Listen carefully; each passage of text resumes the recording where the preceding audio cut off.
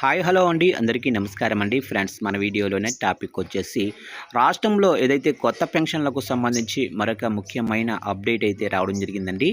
అయితే ఇందుకు సంబంధించిన పూర్తి వివరాలు అయితే మన వీడియోలో తెలుసుకుందామండి. కొత్త పెన్షన్లకు సంబంధించి వీడియో మాత్రం పూర్తి వరకు చూడండి ఫ్రెండ్స్, అప్పుడే మనకి పూర్తి సమాచారం అయితే తెలుస్తుంది. ఇక లేట్ చేయకుండా టాపిక్లోకి వెళ్ళిపోదాము.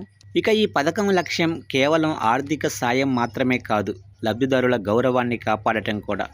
ప్రతి నెల 1వ తేదీన వాలంటీర్లు లేదా గ్రామ వార్డు సచివాలయాల సిబ్బంది నేరుగా లబ్ధిదారుల ఇంటికే వెళ్లి పెన్షన్ అందచేయటం ఈ పథకానికి ప్రత్యేకంగా నిలుస్తుంది.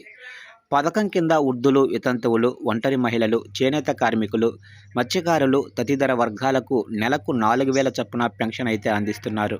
గతంలో ఇది 3,000గా ఉండేది. దివ్యాంగులకు 6,000 వరకు, అలాగే కిడ్నీ వ్యాధులు వంటి తీవ్రమైన అనారోగ్యంతో బాధపడుతున్న వారికి 15,000 వరకు ఆర్థిక సహాయం అయితే అందిస్తున్నారు. ఇక ఈ పథకం ప్రయోజనాలు పొందాలంటే కొన్ని అర్హతలు ఉండాలి. అభ్యర్థి ఆంధ్రప్రదేశ్ రాష్ట్రానికి చెందినవారు అయి ఉండాలి. తెల్ల రేషన్ కార్డు కలిగి ఉండటం, కుటుంబ ఆదాయం నిర్దేశిత పరిమితిలో ఉండటం అవసరం.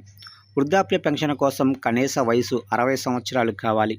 అలాగే 4 చక్రాల వాహనం అంటే ట్యాక్సీ, ట్రాక్టర్ మినహా లేకపోవటం, నిర్దిష్ట పరిమితి కంటే ఎక్కువ భూమి లేకపోవటం వంటి నిబంధనలు కూడా వర్తిస్తాయి. ఇక అర్హత కలిగిన వారు ఈ పథకానికి సులభంగా దరఖాస్తు చేసుకోవచ్చు.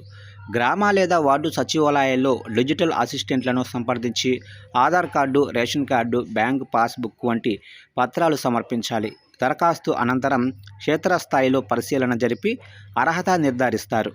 సాధారణంగా 15 నుంచి 20 రోజుల్లో పెన్షన్ మంజూరవుతుంది. అదనంగా నవశకం పోర్టల్ ద్వారా దరఖాస్తు స్థితిని కూడా సులభంగా తెలుసుకునే అవకాశం కూడా ఉంది. ఈ విధంగా ఎన్టీఆర్ భరోసా పథకం రాష్ట్రంలో సామాజిక భద్రతను బలోపేతం చేస్తూ అవసరమైన వారికి ఆర్థిక, సామాజిక అండగా నిలుస్తుంది.